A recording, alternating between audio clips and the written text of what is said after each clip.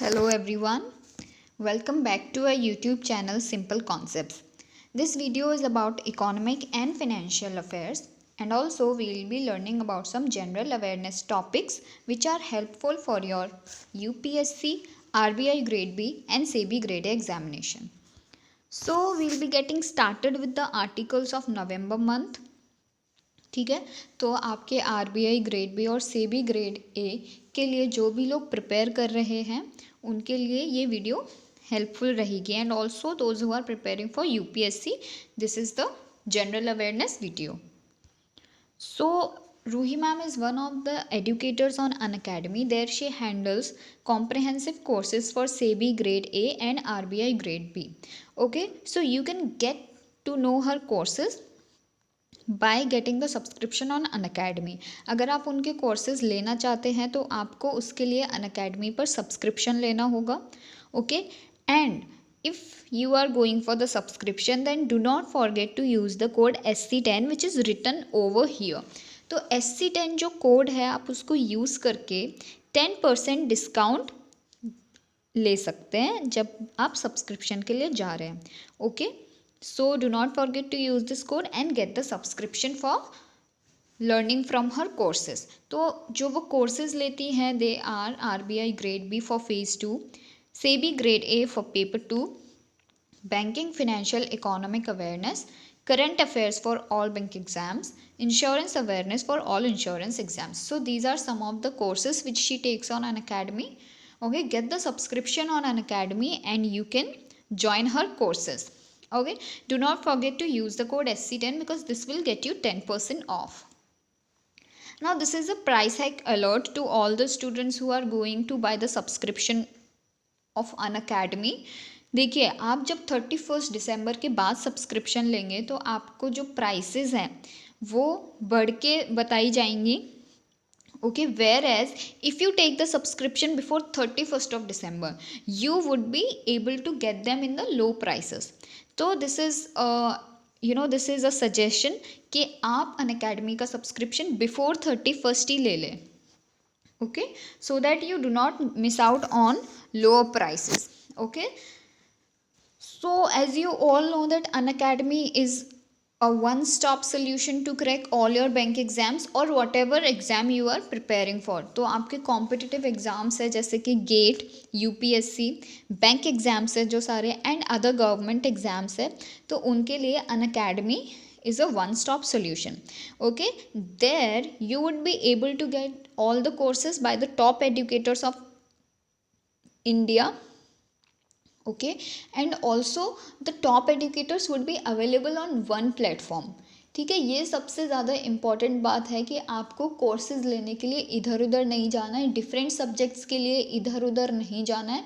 Okay, so that you do not get lost in the world where so many sources are available. तो आप Unacademy पर subscription ले सकते हैं and वहाँ पे आपको स्टडी मटेरियल प्रोवाइड किया जाएगा, टेस्ट सीरीज़ रेगुलरली कंडक्ट कराई जाएंगी, डाउट सेशंस कंडक्ट कराए जाएंगे and also you would be able to analyse your performance and preparation. So overall आपका जो Unacademy है वो आपको फुल प्रिपरेशन प्रोवाइड करता है. ओके, वो आपको फुल प्रूफ स्ट्रैटेजी प्रोवाइड करता है. Okay, so do not miss out on such this is very important to get the subscription on Unacademy to crack your exam. Okay, so quizzes would be there, mock tests would be there, courses and batches. Okay, so get the subscription before 31st only. Now this is the channel that you need to join for getting your study material. आप जिस भी course के लिए prepare कर रहे हैं bank के लिए, तो आपको उसके लिए Telegram channel simple concepts by Ruhi ma'am join करना है. इसको ज्वाइन करके आपको सारा स्टडी मटेरियल जैसे कि पीडीएफ, वीडियो लिंक्स, जो अपडेट्स हैं अपकमिंग कोर्सेज के बारे में एंड एग्जामिनेशन के बारे में, वो सारे आपको इसी चैनल पर मिलेंगे. Okay, and also when you are going on Unacademy and they are asking you for any invite code, अगर आप कोई भी चीज़ अनलॉक करना चाहते हैं, वहाँ पे कोई भी स्टडी मटेरियल को अनलॉक करना चाहते हैं एंड वो आपसे कोड पूछते हैं, तो आपको SC10 कोड यूज़ करना है. इस कोड को यूज़ करके you would be able to avail the material which is available over there. Okay, so now we are getting started with our articles. जो हमारा फर्स्ट आर्टिकल है वो हम आत्मनिर्भर भारत के बारे में बात करेंगे. पार्ट 1 मैंने यहाँ पे लिया है क्योंकि ये काफ़ी एक लंबा टॉपिक है. ठीक है, इस पर्टिकुलर आर्टिकल को डिस्कस करने के लिए काफ़ी टाइम चाहिए होगा, तो मैंने इसको 2 पार्ट्स में डिवाइड कर दिया है. ओके, तो मैंने इसमें क्या किया है कि आपका जो पहला पार्ट है उसमें हम ये डिस्कस करेंगे कि क्या क्या स्कीम्स हैं. ठीक है, और दूसरा पार्ट में है आपका एनालिसिस कि आपके जो स्कीम्स चलाए गए हैं, जो गवर्नमेंट नए नए प्रोग्राम लेकर आया है अंडर आत्मनिर्भर भारत, तो उसका एनालिसिस हम करेंगे पार्ट 2 में इसके. So let's get started. This is very interesting article. Okay, हम इसको अच्छे से समझते हैं क्योंकि जो मोस्टली क्वेश्चंस फ्रेम होंगे वो इसी आर्टिकल में से फ्रेम होंगे.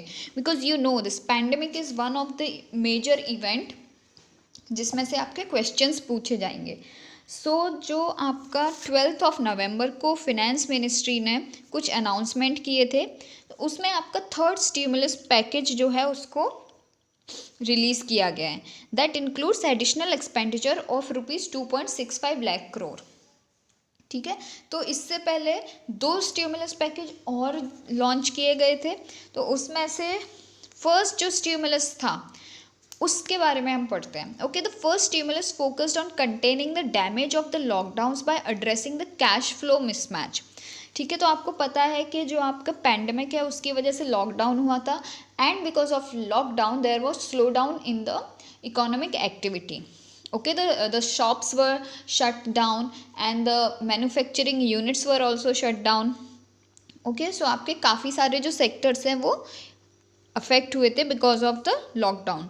This was done using. अब आपका जो फर्स्ट स्टिमुलस है उसमें आपके क्या प्रोवाइड किए गए थे? क्रेडिट फैसिलिटीज़ प्रोवाइड किए गए थे. ओके, टैक्सेस जो हैं उनको डिफ़र कर दिया गया था.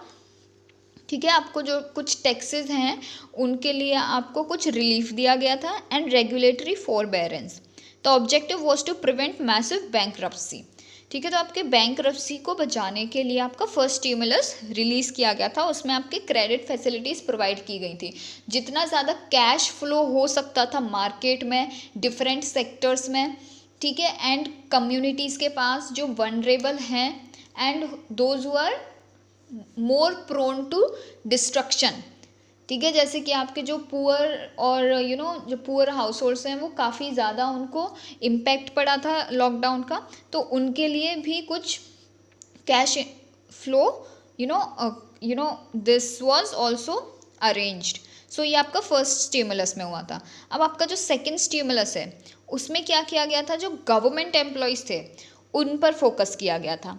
As they did not witness an income shock as such, with the objective of incentivizing them to spend. Okay, so देखिए उनके they did not even witness an income shock. उतना उनको फ़र्क नहीं पड़ा था because they were government employees. जो ज़्यादा फ़र्क पड़ा था वो आपके ऐसे सेक्टर्स थे जो अनऑर्गेनाइज्ड सेक्टर में इन्वॉल्व थे. ठीक है, जैसे कि आपके डेली वेज वर्कर्स जो हो गए. ठीक है, जो आपके प्राइवेट जॉब्स जो करते हैं उन लोगों को काफ़ी फ़र्क पड़ा था. Additionally the government reiterated its commitment towards maintaining it expenditure and pushed state governments to keep up with their expenditure commitments including those on capital outlets. तो वही है कि आपके जो स्टेट गवर्नमेंट्स थी उनके ऊपर भी एक रेगुलेशन लगाया गया था एक्सपेंडिचर के ऊपर. Okay, so that was about it. Now, where was this government getting money from? Okay, what was the helping hand? The government announced the third stimulus package on Thursday, which took the total stimulus, both monetary and fiscal, to ₹29.9 trillion और 14.7% of GDP. तो आपका जो expenditure हुआ है lockdown के दौरान third stimulus के under, वो आपकी GDP का 14.7% था. ठीक है, तो आपका जो कोविड स्टिमुलस है उसमें से RBI ने फेब से मार्च में 6.51 ट्रिलियन मनी प्रोवाइड किया था आपके गवर्नमेंट को. ठीक है, जो आपके मॉनेटरी स्टिमुलस है वो RBI के द्वारा प्रोवाइड किया जाता है. ये चीज़ आपको पता है ना. तो देखिए किस तरीक़ों से पहला आपका मॉनेटरी प्रोवाइड किया जाता है, ठीक है, in the form of cash inflow आपको मॉनेटरी प्रोवाइड किया जाता है। दूसरा आपका फिस्कल प्रोवाइड किया जाता है, ठीक है, इसमें कैश इनफ्लो नहीं होता है। Here just the schemes and all they are launched. And जो आपका दूसरा है, यहाँ पे तीसरा जो आपका प्रोवाइड किया गया है वो फ्री फूड के, वही जो वनरेबल ग्रुप्स हैं उनके लिए आपके फ्री फूड वाला स्टिमुलस प्रोवाइड किया गया है।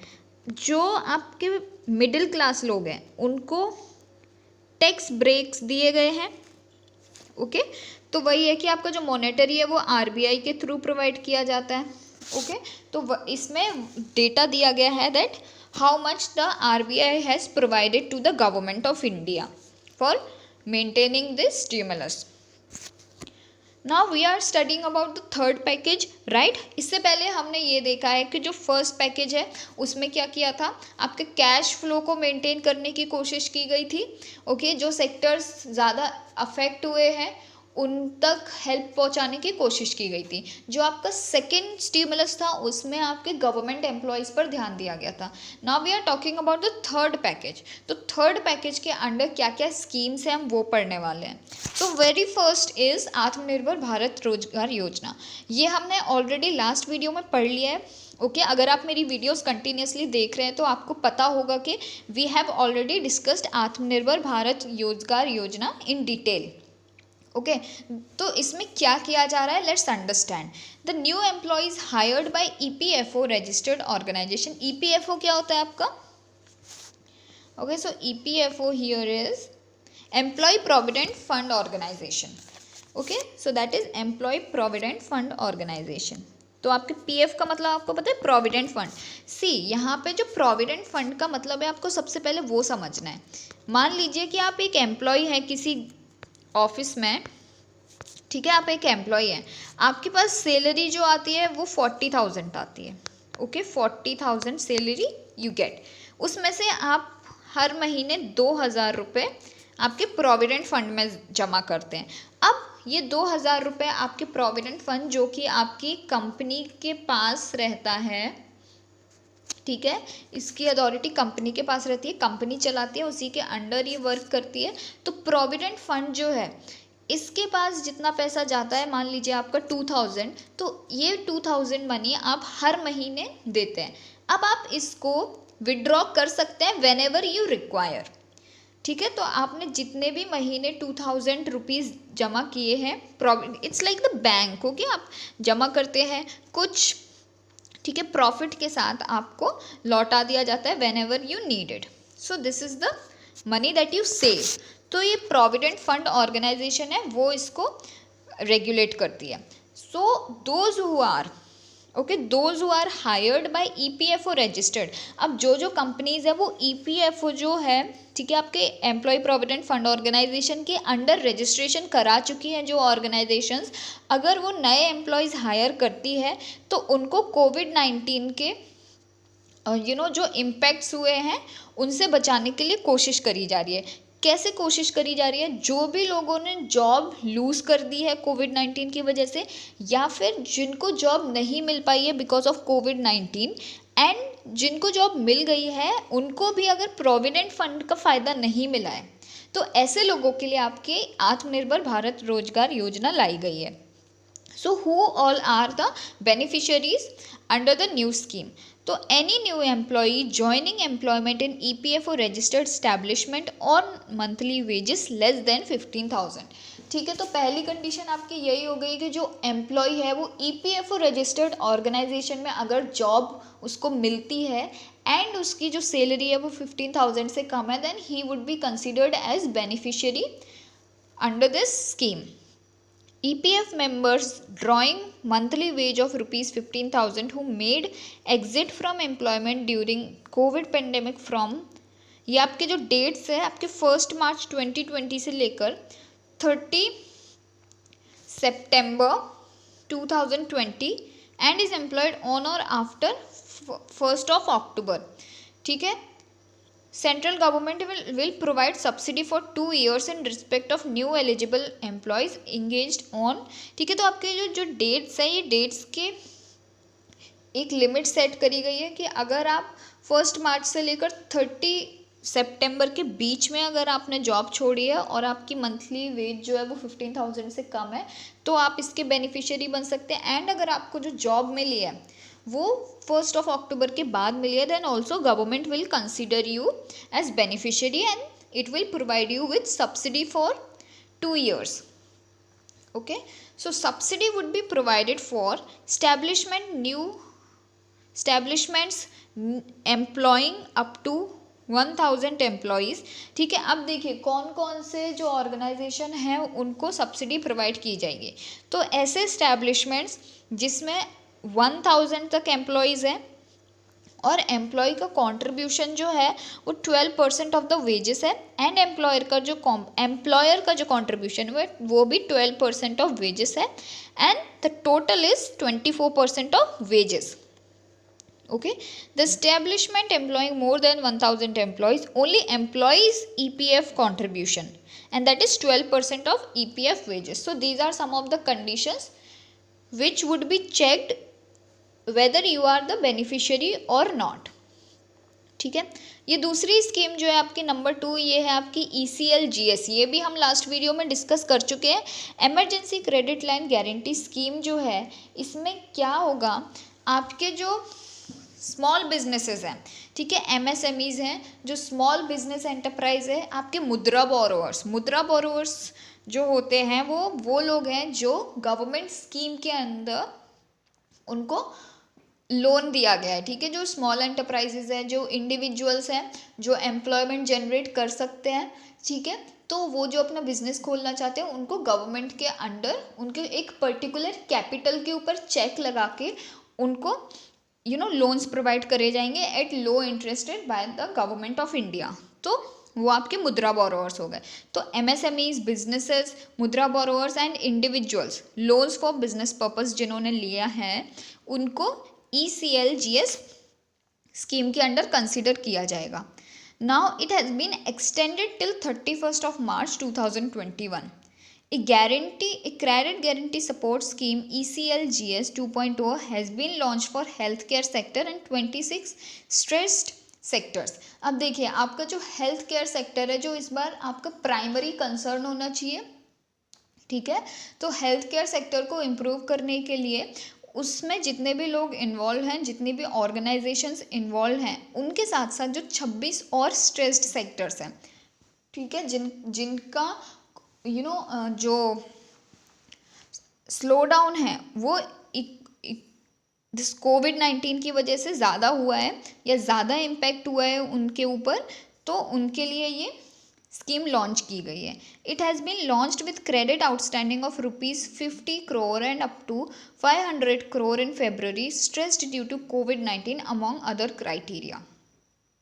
ओके, सो इसमें क्या होगा कि जो भी एंटिटीज़ हैं, ठीक है, they will get additional credit up to 20% of outstanding credit with a tenure of 5 years including 1 year moratorium on principal repayment. तो देखिए आपका क्या है कि आपके सबसे पहली बात यह है कि 5 years का टेन्योर है, उसमें से 1 year आपके मोरेटोरियम पीरियड है, जहाँ पे आपको जो टैक्स जो आपका रीपेमेंट है, ठीक है, जो लोन रीपेमेंट है उसमें आपको रिलीफ दिया जाता है। Okay, and this is basically these loans are provided under the guaranteed emergency credit line facility. Okay, तो आपके जो इंटरेस्ट रेट्स हैं उनको भी कैप कर दिया जाता है कि आप इस पर्टिकुलर परसेंट से ज़्यादा जो है रेट नहीं लगा सकते हैं लोन्स के ऊपर, इससे ज़्यादा आप इंटरेस्ट रेट कलेक्ट नहीं कर सकते हैं। Okay, so now it has been extended till 31 March। New credit guarantee scheme, ये आपकी, ठीक है, ये नई जो स्कीम है इसमें क्या है, इसमें अभी आपके हेल्थ केयर सेक्टर और 26 अदर सेक्टर को कंसीडर किया गया है जिन पे कोविड-19 पैंडेमिक का गहरा असर हुआ है। Under this new credit scheme banks will be able to lend to stressed companies from 26 sectors identified by KV Kamath committee earlier this year. यहाँ पे इम्पॉर्टेंट पॉइंट क्या आ जाता है आपका, KV कमात कमिटी। ठीक है, तो KV कमात कमिटी क्या है, लेट्स नो दैट। ये आपके 2000 20 का जो पैंडमिक है, ठीक है, उसी के दौरान इनके जो रिकमेंडेशंस है उसी के अंडर आपकी न्यू क्रेडिट स्कीम को लॉन्च किया गया है। अब आपके समझते हैं कि केवी कमात कमेटी क्या है।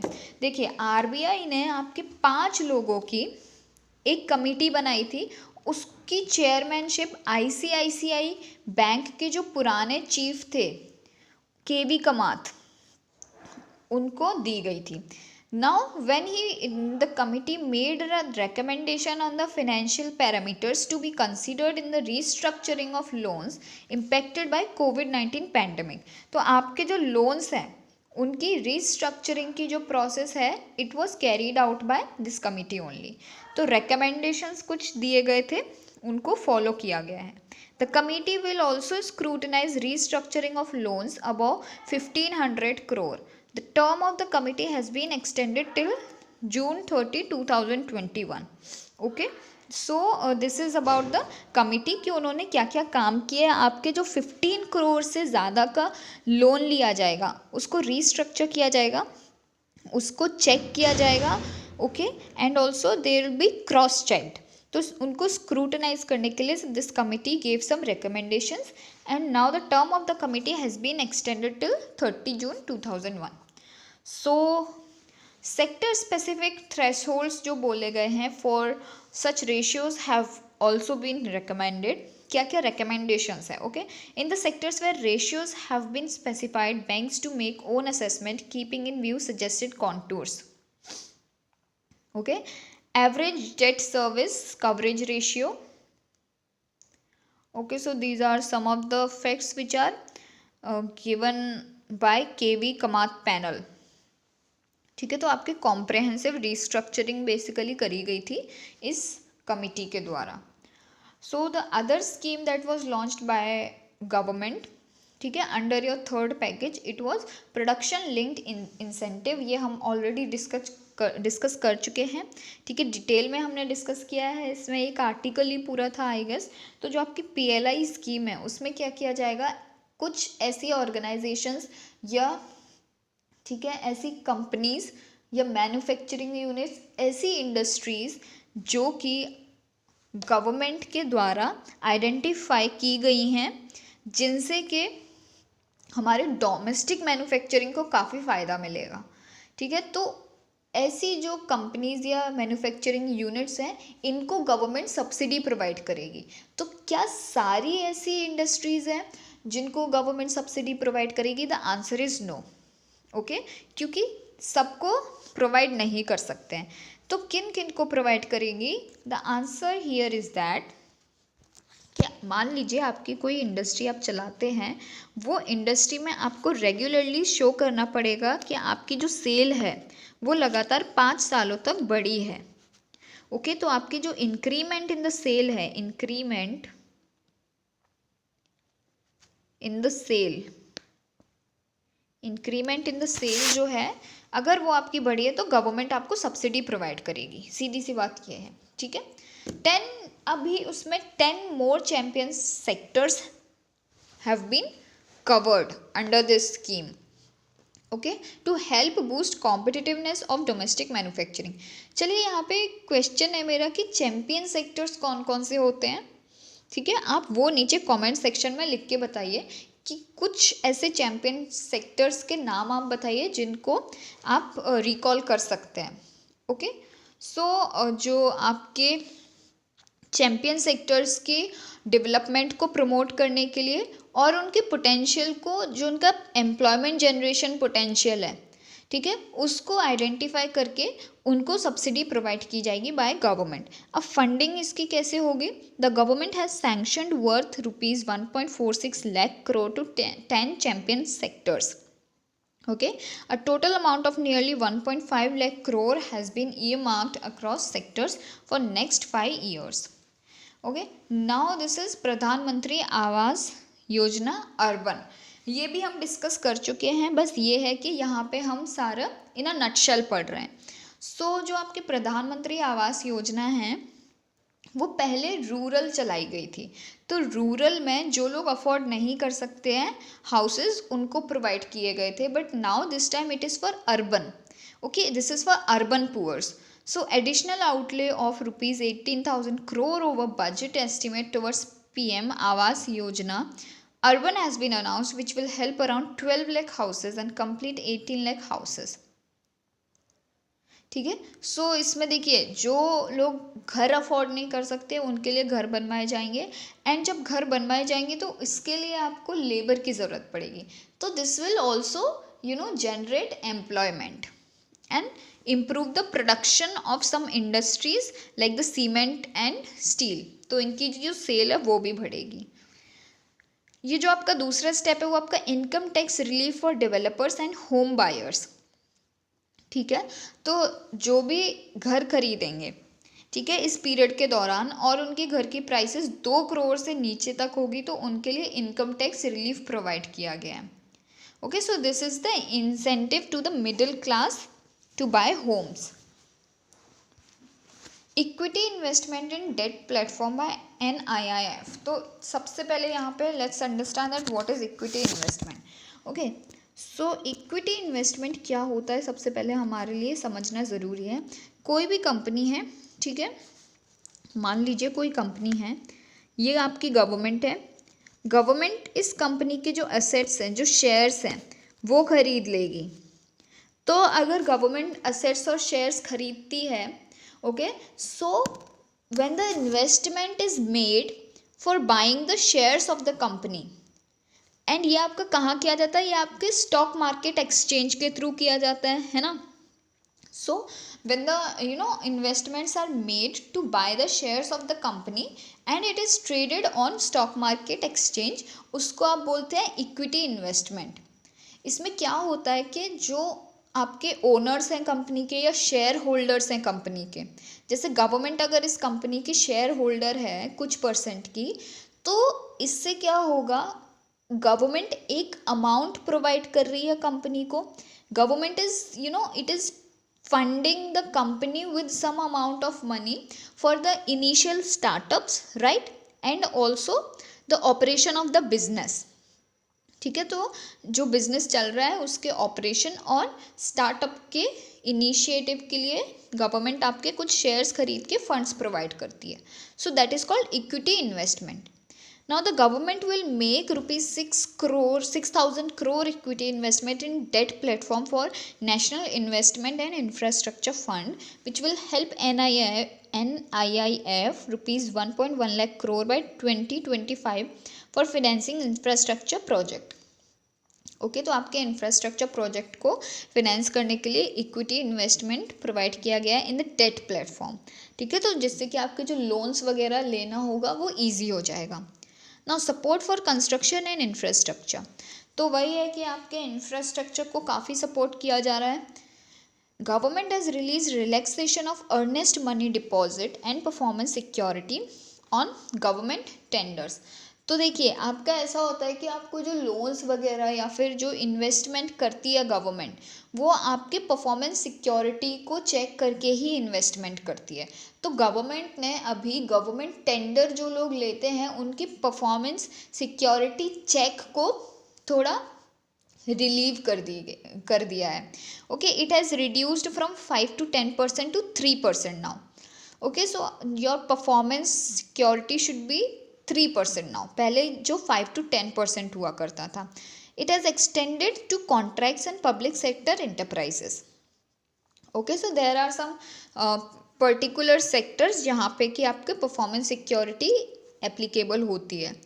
EMD जो आपका अर्नेस्ट मनी डिपॉजिट है for tenders will be replaced by bid security declaration.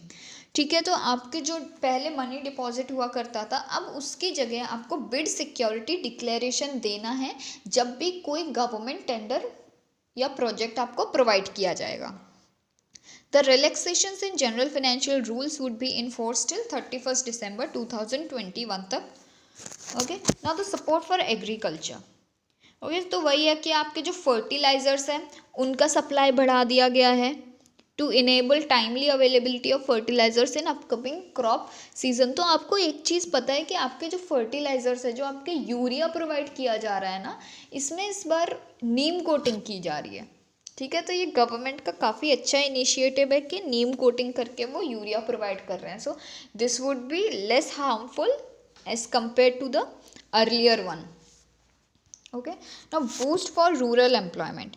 देखिए, वो अर्बन के लिए हमने देखा था आवास योजना है, अब रूरल एम्प्लॉयमेंट के लिए क्या किया है हमारी गवर्नमेंट ने, पीएम गरीब कल्याण रोजगार योजना।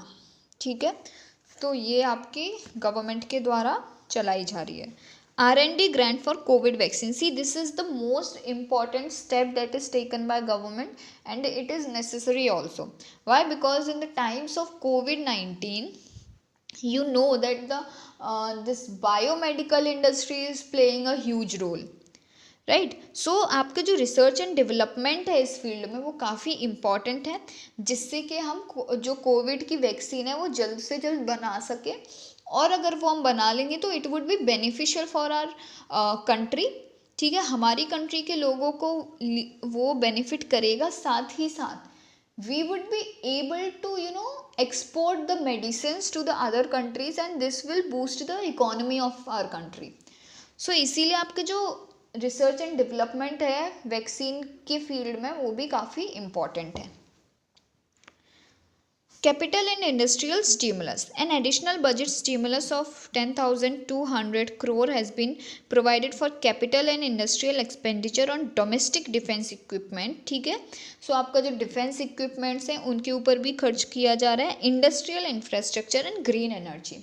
सो these are some of the areas where the government is providing the stimulus. Now the total support that the government has provided as monetary and fiscal this stimulus is 2.65 trillion. ठीक है, तो जो आपकी economic activity stage है उसको growth recovery stage तक पहुंचाने के लिए आपकी गवर्नमेंट ने जो सपोर्ट प्रोवाइड किया है it is nearly 2.65 trillion. So that is a huge part. Now the analysis of the package will be covered in the part 2 of the article, जो कि हम नेक्स्ट वीडियो में डिस्कस करेंगे, क्योंकि ये वीडियो में हम जो स्कीम्स हैं उनको प्लस उनके एनालिसिस को डिस्कस नहीं कर सकते, इसलिए इसका जो एनालिसिस है, जो ये स्कीम्स हमने जिनके अभी नाम पढ़े हैं, हमने ये जाना है कि ये स्कीम्स के अंडर क्या क्या प्रोग्राम चलाए जा रहे हैं एंड क्या क्या बेनिफिट्स होंगे, किन किन लोगों को बेनिफिट्स होंगे, तो ये सब हमने स्कीम्स के थ्रू पढ़ लिया, उनके नाम पढ़े हैं, ठीक है, उनका काम क्या है वो भी पढ़ा है। But now we also need to analyse that what is the impact of this stimulus on the people, on different sectors, industries, exports, imports। तो ये सारी चीज़ें हम आपके पार्ट 2 में डिस्कस करेंगे। So do not miss the discussion of this package 2 analysis. Okay, so let's move ahead. Now this is economic activity index for India. Okay, recently RBI's monetary policy department has written an article titled an economic activity index for India. इसमें क्या है, आपके जो RBI है उसने बोला है that GDP has contracted by 8.6% in the second quarter of 2020. तो देखिए, इंडिया जो है it is already in technical recession. आपको ये बात पता है that India is in technical recession? Okay, so उसके लिए मुझे समझाना पड़ेगा कि टेक्निकल रिसेशन है क्या। देखिए, कुछ नहीं है, बहुत सिंपल सी बात है, टर्म बस दे दिया है। आप ये देख लीजिए कि आपके 2 कॉन्जिक्यूटिव क्वार्टर है, क्वार्टर 1, ठीक है, और ये आपका हो गया क्वार्टर 2, क्वार्टर 1, क्वार्टर 2। इसमें अगर आपकी जीडीपी डिक्लाइन कर गई, ठीक है, अगर आपकी नेगेटिव ग्रोथ हुई है, ये दोनों क्वार्टर्स में जो कॉन्जिक्यूटिव हैं, नेगेटिव ग्रोथ अगर हुई है तो इसका मतलब ये है कि your country's economy is in technical recession. So it is the term that is used to describe 2 consecutive quarters of decline in output and refers to back-to-back contractions in the real GDP. It is generally shorter in duration. तो देखिए अब जब ये recession बहुत time के लिए continue करता है, ठीक है, अभी हमने देखा कि सिर्फ 2 कॉन्जिक्यूटिव क्वार्टर की बात की है, but if it continues for longer time then it is called depression.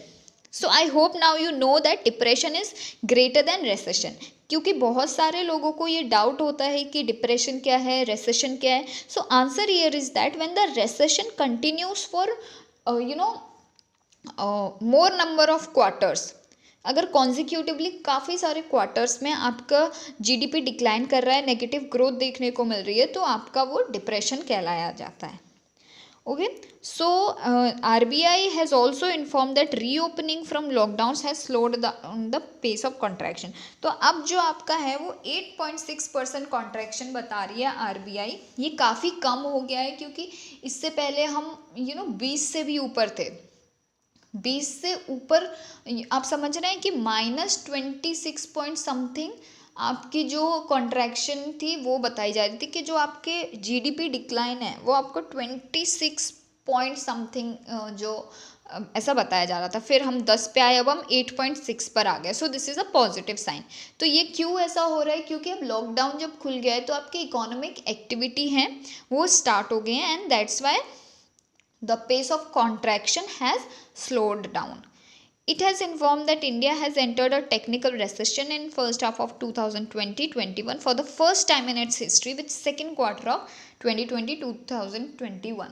तो देखिए यहाँ पे इम्पॉर्टेंट बात ये है कि for the first time in our history. अब क्वेश्चन कैसे बनेगा? When was the first time when India entered into technical recession? तो इसमें आंसर क्या होगा आपका? कोविड-19 पैंडमिक आपका 2020 में आया था, तो आपका जो क्वार्टर 2020-21 है फर्स्ट हाफ, उसमें आपकी कंट्री रेसेशन में गई थी फर्स्ट टाइम टेक्निकल रेसेशन में। The Indian economy had rebounded sharply from May June 2020।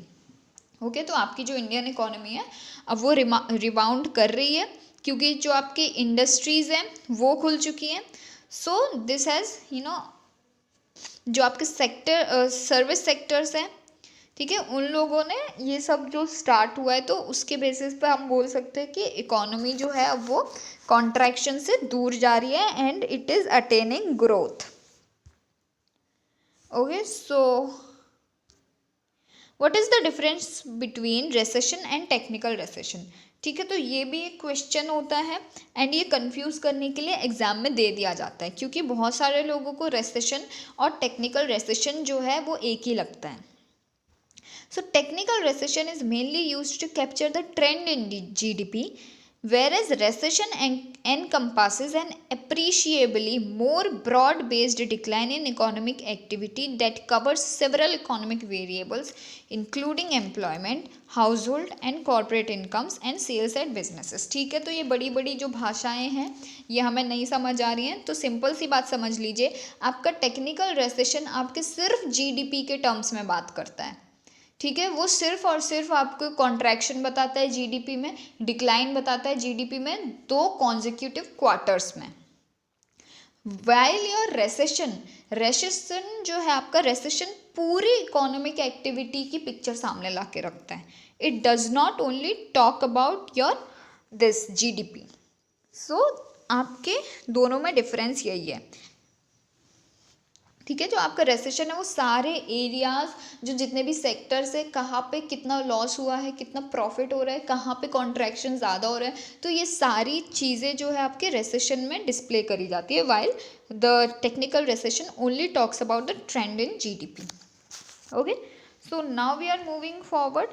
Road ministry issues advisory for extending various exemption, facilitation, relief provided by states and union territories in respect of invalid carriage vehicles to vehicles owned by दिव्यांगजन। ठीक है, तो यहाँ पे हम vehicles जो दिव्यांगजन के द्वारा ओन किए जाते हैं, हम उसके बारे में बात कर रहे हैं।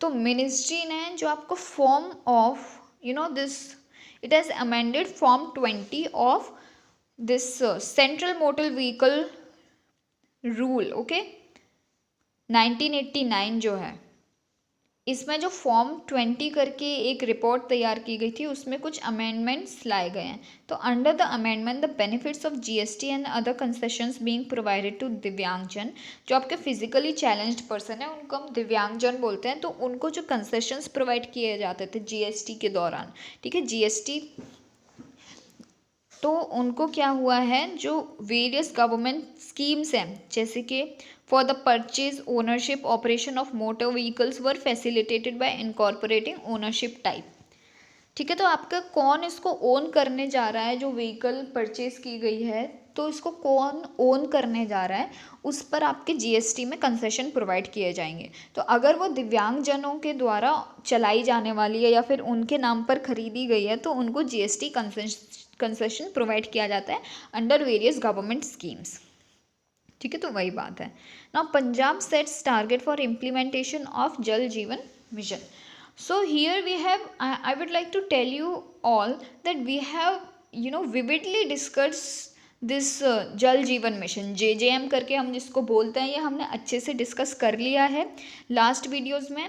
आप प्लीज़ वो वीडियोस देख लीजिए जिससे कि आपको ये मिशन समझ आ जाए। और भी हमने कई सारी चीज़ें डिस्कस की हैं, अगर आप वो वीडियो देखते हैं then I promise that it would not be waste of time, okay.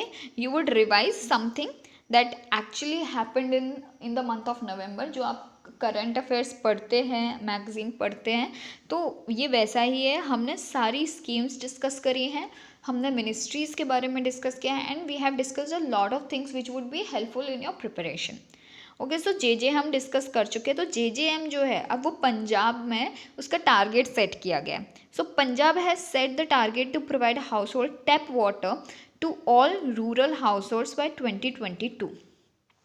It has also planned to enable 7.60 lakh household connections in 2020-21.